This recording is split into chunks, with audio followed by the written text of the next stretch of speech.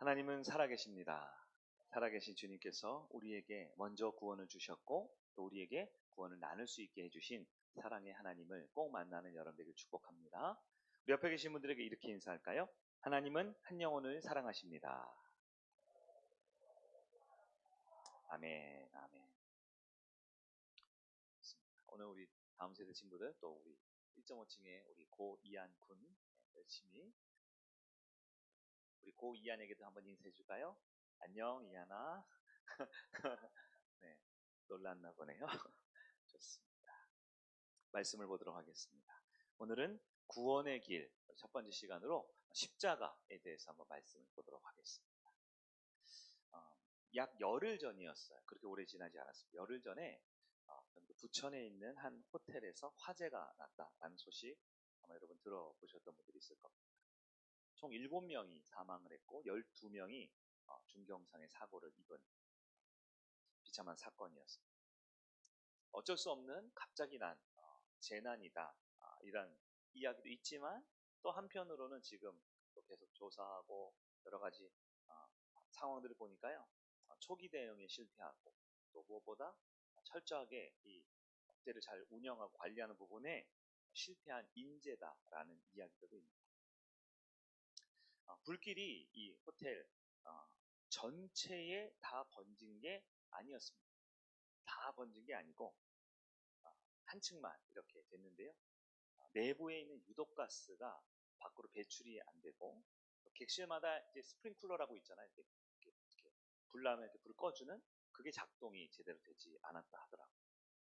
그래서 7명의 사망자 중에 이 화재 사건이라고 하면 뭐 다 끔찍하고 힘든 일이지만 7명의 사망자 중에 불에 타서 화상 혹은 화재로 사망한 사람은 한 명도 없었습니다. 5명은 유독가스에 중독이 되어서 질식사를 했고 2명은 이것을 피하기 위해서 하다가 추락해서 추락사로 숨졌다. 더 가슴 아픈 것은 우리 1년에 이런 대형 재난들이 있을 때마다 요즘에는 이제 워낙 휴대폰이나 SNS가 발달되어 있으니까 나타나는 거지만 휴대폰으로 이 사고 현장의 이 생생한 모습들이 전달되고 이어지는 이야기들이 뒤늦게 들려지다 보니까 더 끔찍함이 우리에게 더해지는 것 같아요.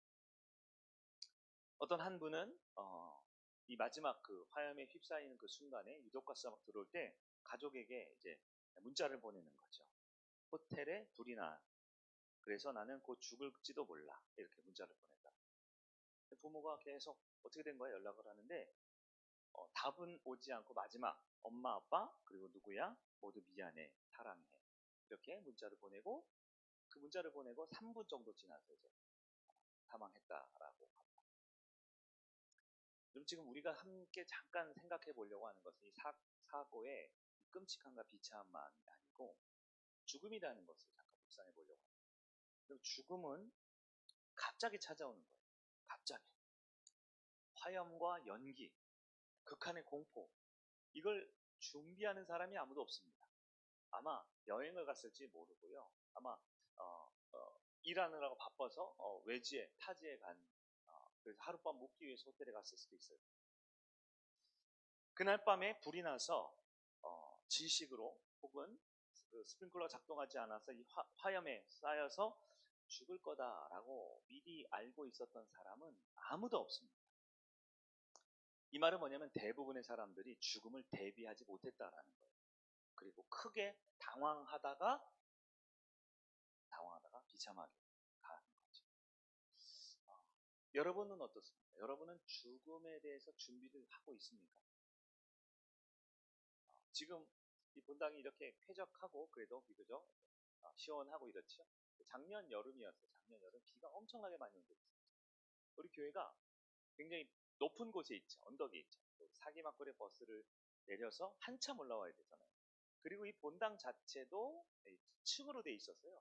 본당 아래 저 주차장이 한 층 아래고 주차장 아래 또 도로가 한 층 아래잖아요. 그리고 우리 본당 뒤에는 옆에 있는 다른 건물도 있고요. 여러분 비가 많이 오면 어떻게 될까요? 비가 많이 오면 우리 교회가 지금 언덕에 있으면 비가 오면 밑으로 탁 쓸려 내려가겠죠. 근데 여러분 작년에 제가 한번 소개해드렸잖아요. 작년에 비가 많이 와서 본당에 물이 무릎까지 차올랐어요. 본당. 그래서 급하게 새벽 12시, 1시에 저희 아들과 함께 이 의자랑 이거 다 올리고 나르고 했던 그런 적이 있잖아요. 저 뒤에 있는 우리 본당 뒤에 보면 화장실 쪽에 나가는 문 있죠. 문을 뭐지 하고 문을 탁 열었더니 이 허리만큼 물이 차가지고 본당으로 물이 이렇게 쏟아 들어왔어요. 정말 상상이나 했겠습니까? 이렇게 언덕 지역에 성남에 이렇게 높은 언덕에 있는 건물에 허리까지 무릎까지 발에 물이 찬다. 제가 지금 드리고 싶은 말은 그거예요. 우리가 이제 물기를 잘 내자 뭐 그런 거라기보다는 우리에게 주어진 그런 재앙이나 재앙의 끝인 죽음 같은 경우를 준비하는 사람이 별로 없다라는 거예요.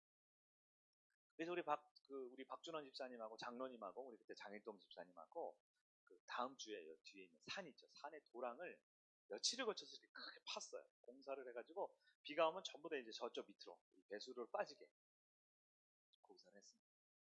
올해 비가 좀 많이 왔으면 제가 좋겠다 싶었는데 올해는 비가 많이 오진 않았네요.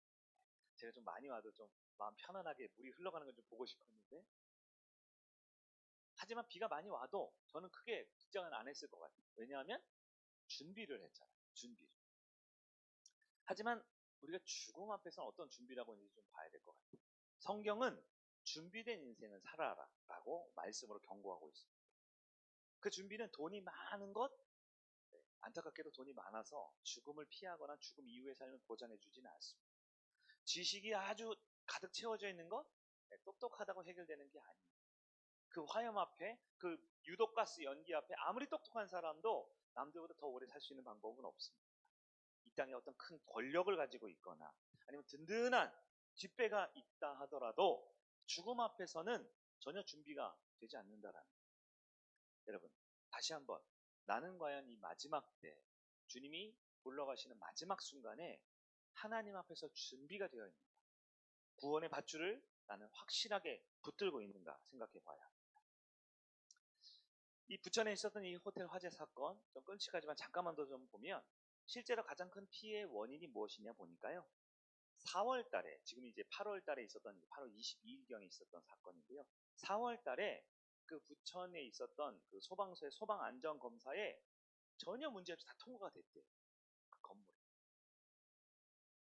제대로 점검을 했을까요? 철저하게 준비를 했을까요?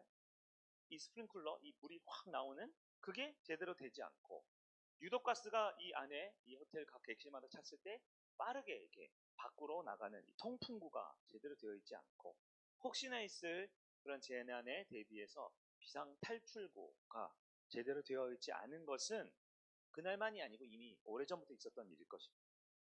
이것은 분명 그 호텔에 화재가 났을 때 문제가 있을 거라는 지적사항, 준비해야 될 것이 있음을 알고 있음에도 불구하고 그것을 온전히 조치하지 않은 누군가가 분명 있었을 거라는 생각을 하게 되었습니다. 소위 이 사건은 끔찍한 일이었지만 누군가는 책임을 질 수밖에 없다라는 겁니다. 이것을 우리가 아는 자의 책임이라고 합니다.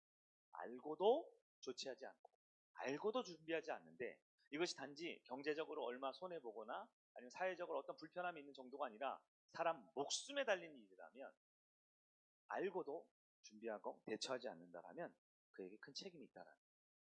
여러분 그리스도인이 누굽니까? 그리스도인은 구원의 길을 아는 사람들입니다. 혹시 아직 이 자리에 있는 분 중에 구원의 길을 모르겠다면 우리 교회 안에서 양육을 통해 철저하게 다시 구원의 길, 생명의 길을 배우셔야 해요. 우리는 십자가만이 유일한 구원이다라는 것을 믿는 사람들입니다. 그런데 그 구원의 길을 알고도 침묵하고 있다면 구원의 길을 모르는 사람이 있는데 그들에게 알려주지 않는다라면 우리에게 엄청난 책임과 엄청난 대가가 있다. 성경 경고합니다. 우리 에스겔서 말씀을 잠깐 보기 원하는데 좀 길지만 제가 읽어드릴게요. 이렇게 말합니다. 인자야, 내가 너를 이스라엘 족속의 파수꾼으로 세웠으니 파수꾼이 누구죠? 경계, 태세를 하는 사람입니다. 어떤 큰 위험이나 어려움 앞에서 미리 준비하고 대비하는 사람, 또 사건이 발생했을 때 대처하는 사람이 파수꾼이죠. 너는 내 입의 말을 듣고 나를 대신하여 그들을 깨우치라. 하나님을 대신해서 성도들에게 파수꾼으로 세워주셔서 주님의 음성을 듣고 알게 됐다라면 다른 사람을 깨우쳐야 하는 책임이 있다는 거예요. 18절입니다. 가령 내가 악인에게 말하기를 너는 꼭 죽으리라 할 때에 안타깝지만 어떤 누군가는 하나님을 알지 못하고 결국 이 사람은 형벌을 받아야 합니다. 멸망당해야 돼요. 영원한 형벌을 받을 수밖에 없는 그 사람이 있다 할 때 중요하죠. 빨간색으로 됐습니다. 내가 깨우치지 아니하거나 말로 악인에게 일러서 그의 악한 길을 떠나 생명을 구원하게 하지 아니하면 무슨 뜻이에요? 생명에게 구원의 길을 알고도 가르쳐주지 않고 전하지 않은 사람을 말합니다. 어떻게 된다고 했어요?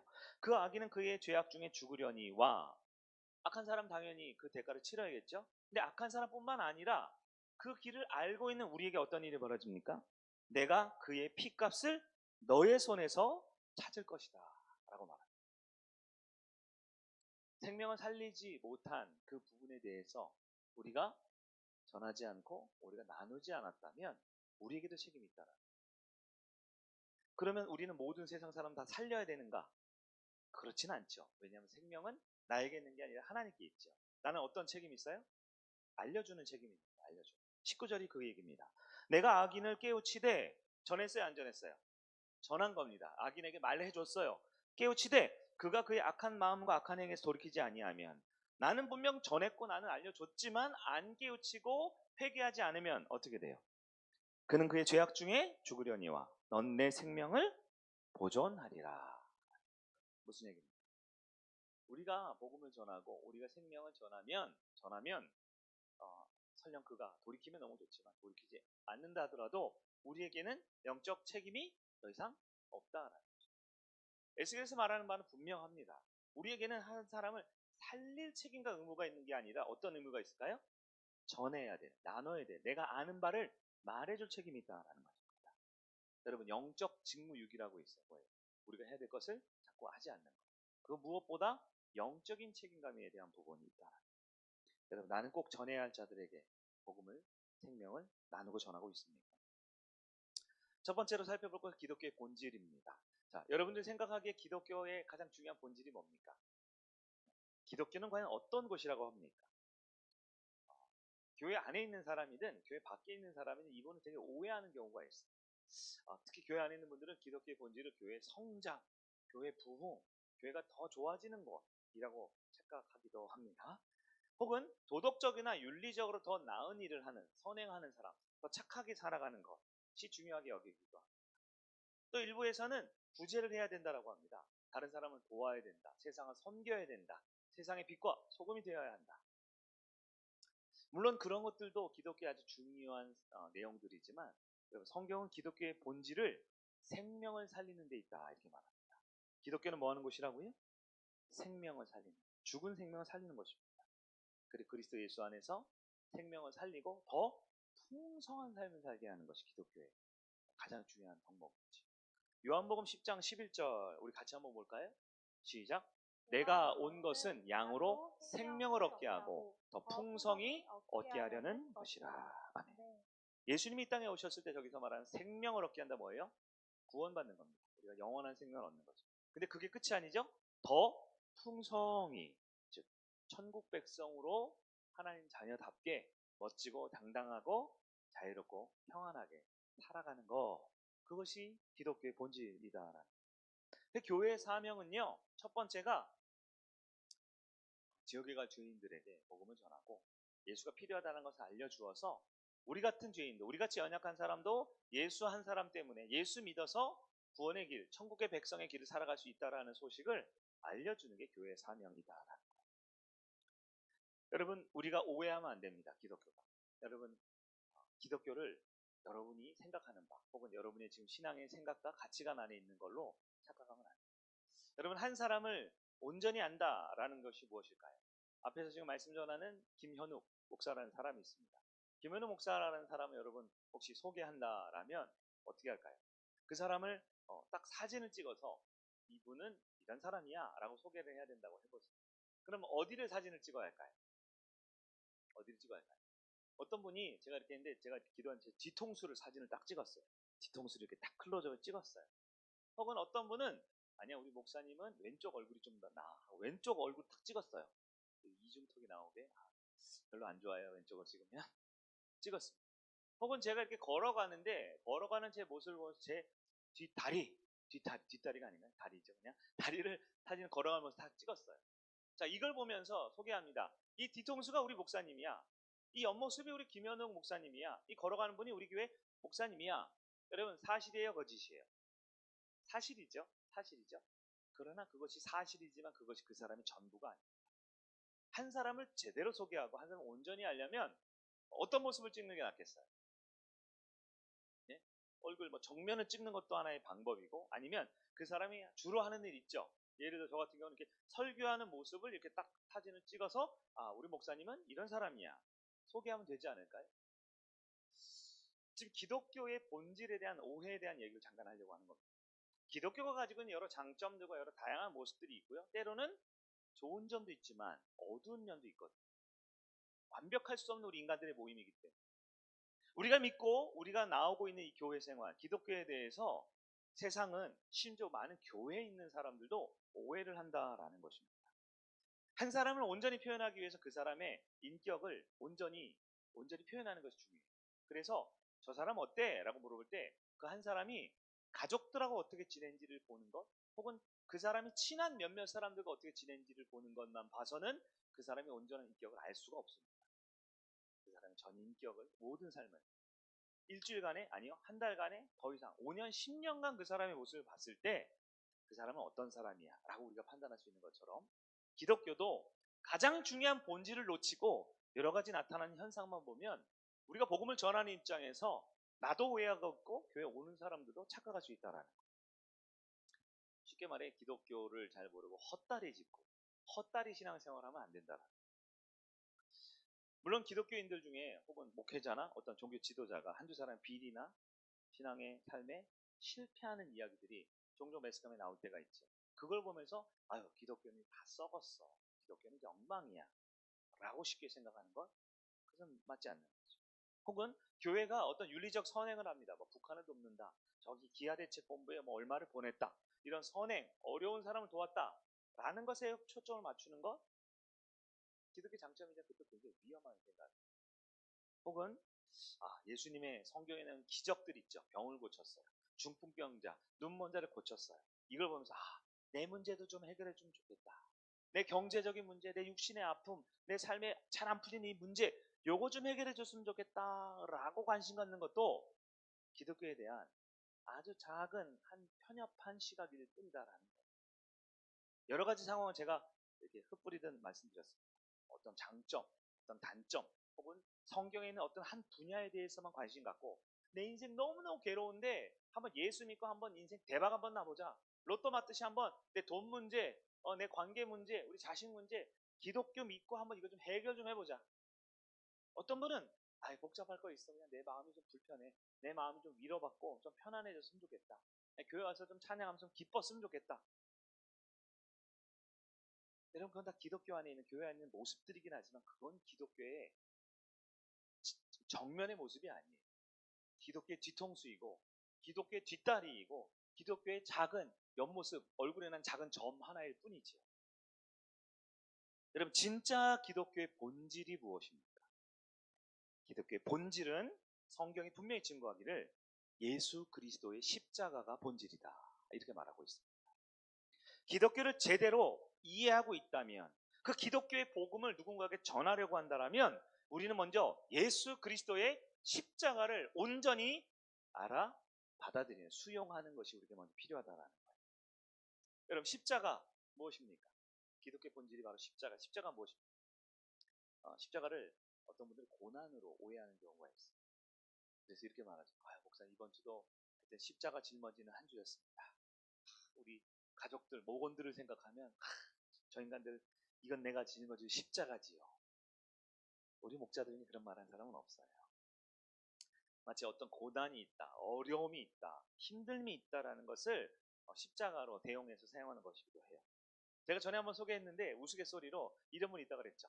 어떤 목사님이 이렇게 하는데 어떤 한 예쁘장하게 생긴 여성분이 이렇게 예배를 드리고 은혜 받았습니다 하고 가는데 이 앞에 목걸이였는데 목걸이에 십자가가 있더라는 거예요. 금목걸이에요, 십자가. 옛날에 한참 많이 있었죠. 십자가 목걸이 하는 거에서 목사님이, 아니 자매님, 주님이 십자가를 지고 가라 그랬지 왜 십자가를 목에 걸고 있습니까? 이렇게 얘기를 했대요. 그랬더니 아마 농담으로 한 거겠죠. 친하셨으니까. 그러니까 그 자매가 목사님 말씀에 순종하겠습니다 하더니 어떻게 했다 그랬어요? 목걸이를 뒤로 획 돌려버려요. 지고 간다고. 목에 거는 게 아니라 등에 지고 간다. 획 돌려버려요. 그 목사님도 그 자매님도 아마 장난한 거였겠지만 이렇게 우리가 십자가에 대한 오해가 쉽습니다. 십자가를 고난이나 혹은 어떤 액세서리나 혹은 우리 영화 같은 데 나올 때 무슨 악기가 나타날 때 물리치는 이런 부적이나 이런 것이 아니죠. 여러분 십자가 오늘 확실하게 여러분 마음에 다 정리하셔야 돼요. 십자가의 참된 의미가 무엇입니까? 십자가. 오늘 본문 우리가 읽은 고린도 1장 18절에 따르면 십자가는 구원의 방법입니다. 우리가 하나님의 주권과 다스림으로 창조된 세상 가운데 나의 욕심과 나의 주인됨, 내가 하나님 되려고 했던 타락한 우리의 모습을 구원하기 위한 유일한 방법, 그것이 무엇이냐? 십자가다라는 것. 모든 인간은 죽을 수밖에 없는 타락한 상태에 지금 머물러 있어요. 그러나 하나님이신 예수 그리스도께서 죄인을 위해 대속, 즉 십자가의 죽음으로 우리를 구원시킬 길을 열어두셨습니다. 이제 누구라도 남녀노소, 부와 명예와 권력과 지식과 상관없이 그가 어떠한 연약한 죄 가운데 빠졌든지 상관없이 누구라도 예수 그리스도의 십자가의 대속의 능력을 믿고 예수님을 영접하면, 즉 다시 나의 하나님으로 받아들이면 그에게는 구원의 길이 열린다라고 성경은 증거하는 것입니다. 십자가가 무엇이라고요? 구원의 방법입니다. 모든 사람은 다 한 번씩은 죽게 돼 있어요. 히브리서 9장 27절이죠. 한 번 죽는 것은 사람에게 정해진 것이요. 그 후에는 뭐가 있어요? 심판이 있습니다. 한 번 죽는 것도 억울한데 죽은 다음에 뭐가 있다고요? 이 심판은 축구 심판 당신 파울 이게 아닙니다. 재판장입니다. 근데 이 재판은 세상에서 가장 무거운 형벌을 결정하는 재판이에요. 이 재판에서 유죄를 받으면 영원한 형벌을 받을 수밖에 없는 지옥에 떨어집니다. 여러분 우리 중에 앞으로 지금 2024년이죠. 앞으로 한 70년 정도 더 사실 분 있을까요? 70년. 제가 70년이면 우리 아이들 은찬이, 채아 이 또래가 이제 10대 정도 돼요. 10대. 70년 하면 앞으로 70살 더 하면 우리는 초등학교 1학년, 2학년 아이들도 이제 80살 정도 될 거예요. 80살. 물론 요즘에는 80살도 건강해 사는 분들이 있지만 평균 나이 혹은 평균 연령을 생각할 때 80세면은 우리가 미래를 장담할 수 없는 나이지요. 조금 더 넉넉해서 한 80년 후 생각해 봅시다. 2020년 되니까 지금 80년 후면 몇 년 되냐면 2100년 돼요. 2100년. 지금부터 80년이 지나면 2104년이네요. 먼 미래 같지만 80년 후입니다. 아마 여러분 죄송하지만 이 자리에 계신 분 중에 2104년 지금부터 80년 후에 이 자리에서 다시 예배드릴 분은 아마 아무도 없을지 몰라요. 네, 여러분 뭐 죽으라고 얘기하는 건 아니고요. 혹시 조금 마음이 언짢으시면 100년으로 해볼까요? 100년? 네, 2124년도에 살아있을 사람은 아마 아무도 없을 겁니다. 무슨 얘기냐면 모든 사람은 예외 없이 죽음의 문을 통과해야 된다는 거예요. 죽음의 문을 들어가야 됩니다. 그런데 죽음의 문에 들어간다는 건 우리가 모두가 다 알고 있는 사실인데요. 성경은 여기서 한 가지 분명히 말해주는 거. 죽음 이후에는 무엇이 있다? 심판이 있다라는 거예요. 여러분 심판받을 때 무엇이 나를 건져줄 수 있습니까? 누가 나에게 찾아와서 이 사람 죄 없습니다. 내가 이 사람 죄값 치렀어요. 이 사람 더 이상 죄 묻지 마세요. 라고 말할 구원의 밧줄, 구원의 은인이 여러분에게 있습니다.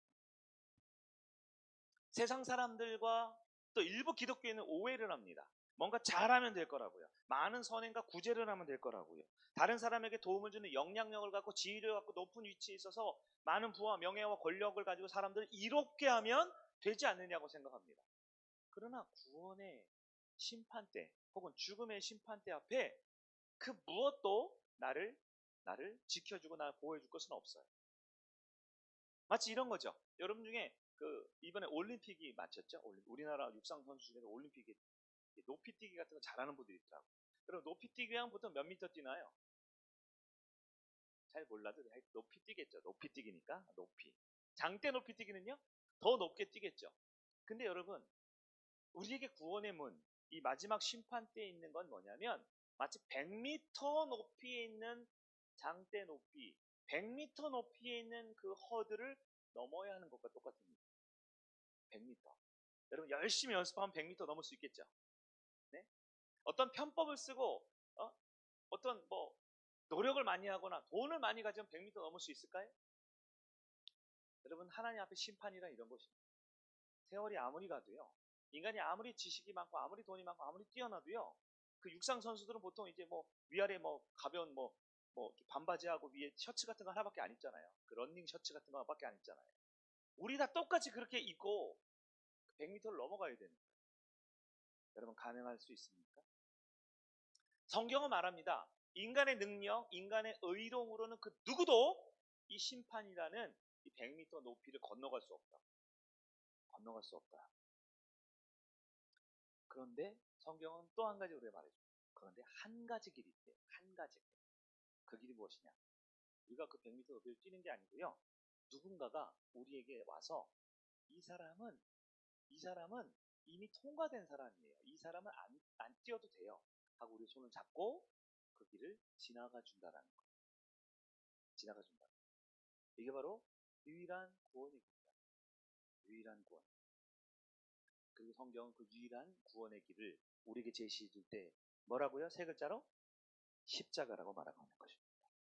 기독교의 본질은 예수 그리스도가 나를 위해 대신하셔 죽으셨다라는 십자가를 믿는 것입니다. 십자가는 부적도 아니고 십자가는 액세서리도 아니고 십자가는 고난도 아닙니다. 십자가는 뭐예요? 구원의 방법입니다. 그리고 성경은 이것이 유일한 길이라고 말해요. 그때 우리가 이제 세상에 나가서 이제 유일한 구원의 길 십자가에 대해서 얘기할 수 있어야 되잖아요. 십자가가 구원의 길입니다. 십자가를 믿으세요. 해야 되잖아요.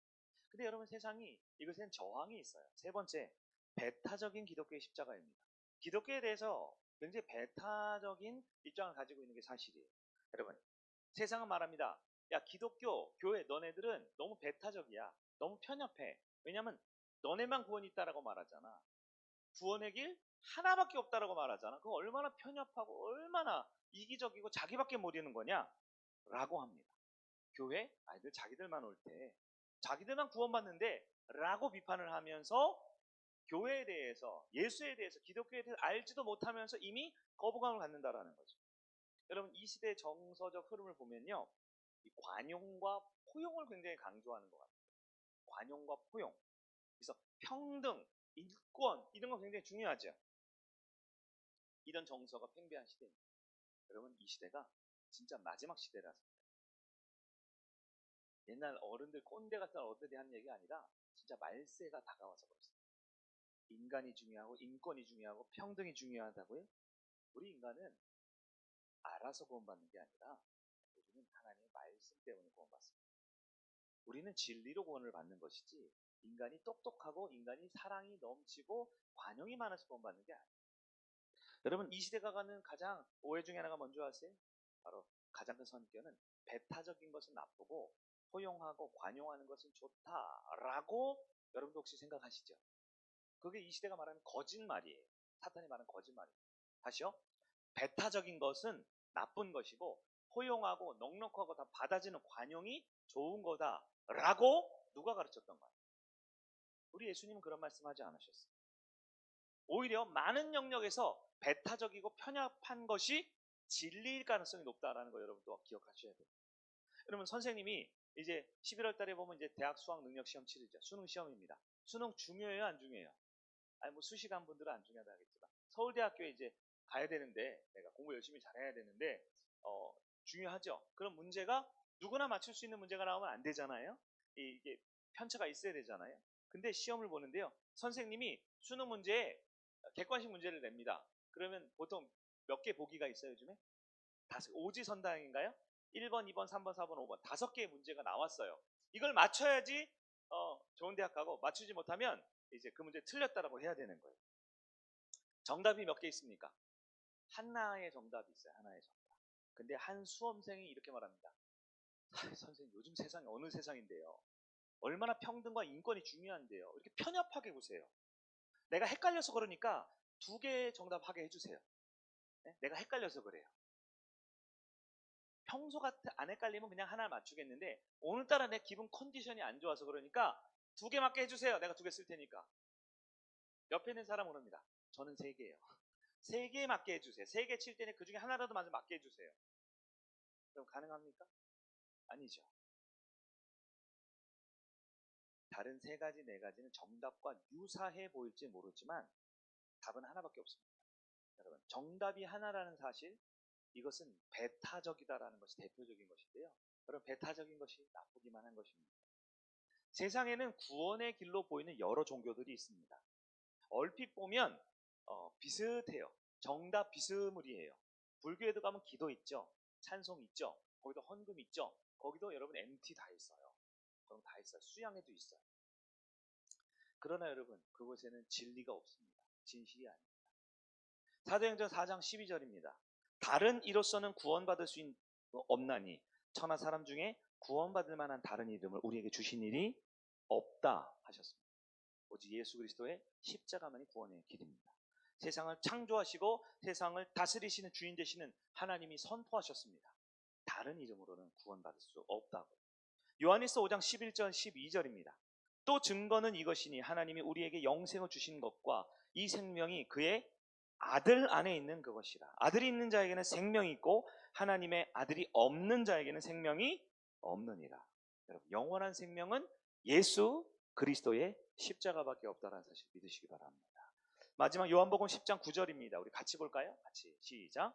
내가 문이니 누구든지 나로 말미암아 들어가면 구원을 받고 또는 들어가며 나오며 꼴을 얻으리라. 아멘. 여기서 문이라고 하신 나는 누구입니까? 예수 그리스도입니다. 예수 그리스도의 십자가만이 유일한 구원의 문이다 라는 기억하시기 바랍니다. 여러분, 세상은 변합니다. 세상은 다양해집니다. 여러분, 10년 전, 20년 전 생각해보면 그런 세상이 있었어? 싶을 정도로 너무 급격하게 변화됩니다. 그러나 구원의 길은 변하지 않습니다. 예수 그리스도 한 길밖에 없음을 기억하시기 바랍니다. 한 사람도 예외 없이 사람은 구원이 필요합니다. 그냥 내버려두면 멸망당합니다. 그냥 내버려두면 안타깝지만 영원한 지옥에 빠집니다. 서두에 말한 부천에 있었던 한 호텔 화재 사건, 그리고 수년 전에 있었던 세월호 사건, 대구 지하철 사건, 여러 끔찍한 참사들이 있죠. 그 죽어가는 사람들 보면 어떻습니까? 지금도 보면 자동차나 배지 세월호 표시하는 분들도 있고요. 대구 지역 가면 여전히 그곳에 추모하는 행렬이 여전히 있다고 하더라고요. 전국적으로 많은 사람들이 그 안타까운 죽음 앞에 추모하고 눈물의 행진을 이어가고 있습니다. 그런 여러분은 그 눈물이 바로 여러분 가장 가까이 있는 죽어가는 그들을 향해 열려 있습니다. 한 가지 마지막 이야기 하나 소개할까 합니다. 1994년에 있었던 고전 영화 있습니다. 아직 그때 태어나지 않은 분들도 이 자리에 있겠지만 쉰들러 리스트라는 영화가 있어요. 여러분 보셨어요? 여러분, 전 여러 번 보았는데요. 제가 좋아하는 배우 리암 니슨이라는 사람이 그때는 굉장히 피부도 탱탱하고 젊은 배우였는데요. 주인공 오스카 쉰들러라는 사람이 나치 독일이 유대인을 학살할 때 그의 개인적인 재산과 개인적인 영향력으로 무려 1100명의 유대인들을 구출해냈다라는 실화를 영어로 만든 것이에요. 죽음의 자리에서 생명의 자리로 가스실로 가고 막 그냥 죽을 수밖에 없는 유대인들을 자신의 모든 것을 들여서 구원해낸 것이지. 요즘 우리가 살펴보고 있는 에스더서에 있는 모르드게 있죠. 이제 다음 얘기겠죠. 모르드게와 에스더가 유대인들을 구원해내는 거의 그 정도 급의 활약을 했던 사람. 이 영화의 마지막 장면쯤 가면 우리가 이제 영상을 잠깐 볼 텐데요. 마지막 장면입니다. 이 모든 1100명의 사람을 살리고 이분들과 함께 마지막 이제 얼굴을 보고 이제 피해야 되는 그 장면인데요. 그때 이 오스카 쉰들러가 어떤 얘기를 했는지 우리 잠깐 화면을 통해 한번 봤습니다.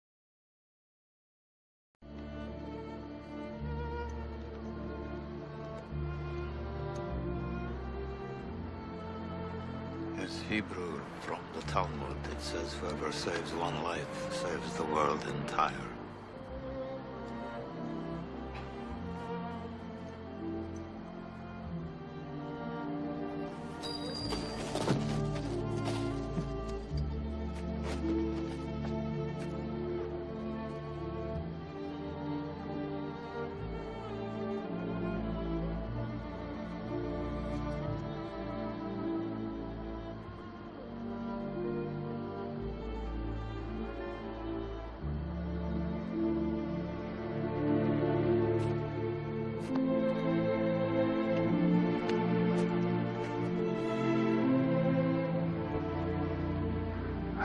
could have got more out. I could have got more. I don't know if I just... I could have got more. Oscar, there are 1,100 people who are alive because of you. Look at them. If I'd made more money...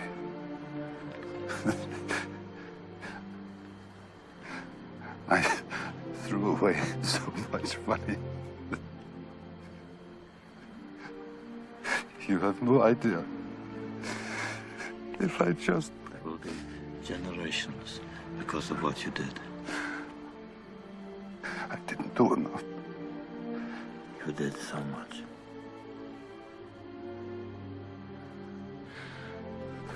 This car. Kurt would have bought this car. Why did I keep the car? 10 people right there. 10 people. 10 more people. This pin. 2 people. This is gold. 2 more people. You would have given me 2 for it. At least 1. You would have given me 1. 1 more. 1 more person. A person, Stan. For this. I could have got 1 more person.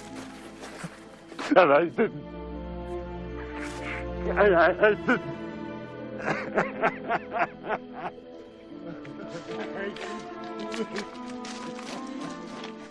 네, 우리가 짧은 영상 한 3분 정도 보았습니다. 아마 많은 분들이 이 영화를 보고 또 여러 가지 생각들을 하셨을 텐데요. 우리가 마지막으로 좀 적용해보고 싶은 부분이 이것입니다. 이분이 이렇게 선물로 마지막 받은 반지를 떨어뜨릴 때 여러분 굉장히 당황하면서 그것을 반지를 이렇게 허둥지둥 줍잖아요. 얼핏 보기 저 사람은 참 그 물질적인 부분에 좀 목매는 사람이구나. 첫 번째 대사가 뭐냐면 나는 더 많은 돈을 벌지 못했어 이렇게 말을 합니다.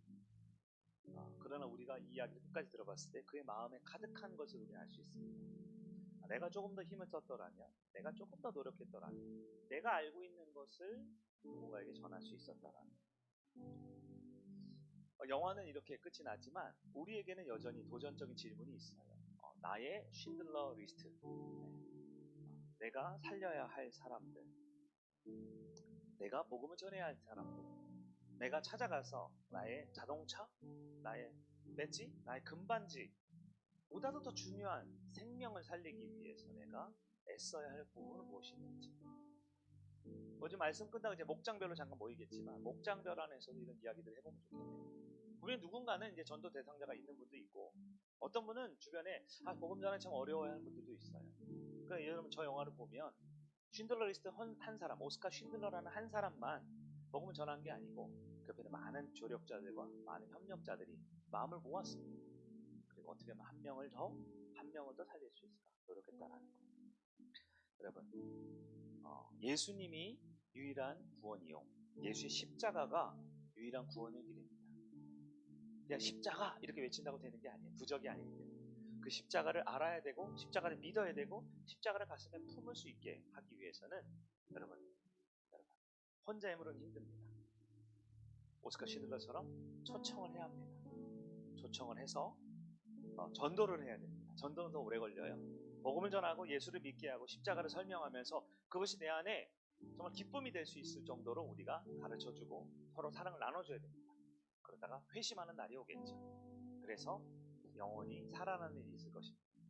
이 일을 위해 가장 먼저 해야 될 것은 초청이고 우리는 그 초청 전에 준비를 해야 할 것입니다. 오늘 이 예배, 이 말씀을 통해 우리 마음 가운데 한 가지 딱 남았으면 좋겠어요. 구원의 길은 유일한 길은 십자가밖에 없다. 그리고 십자가를 전하지 않으면 우리에게 영적 직무 유기가 찾아올 것이다. 우리는 혼자 힘으로 하기 힘들기 때문에 목장에서 한 마음이 되어서 한 영혼을 위해서 기도하고 영혼을 살리기 위해 초청을 해야 한다. 이러한 적용을 우리가 함께 해보면 좋겠다 싶은 생각이 듭니다. 나 혼자는 아무것도 아니지만 우리 하나님이 계시고 우리는 할 수 있습니다. 오늘 하루도 이 말씀 가지고 목장 예배 또는 아우팅 한 주간 승리하는 삶을 사는 여러분들을 축원합니다. 우리 자리에 일어나셔서 함께 이 찬양 부르고 주님 앞에 한 영을 위해서 기도하면 좋겠습니다.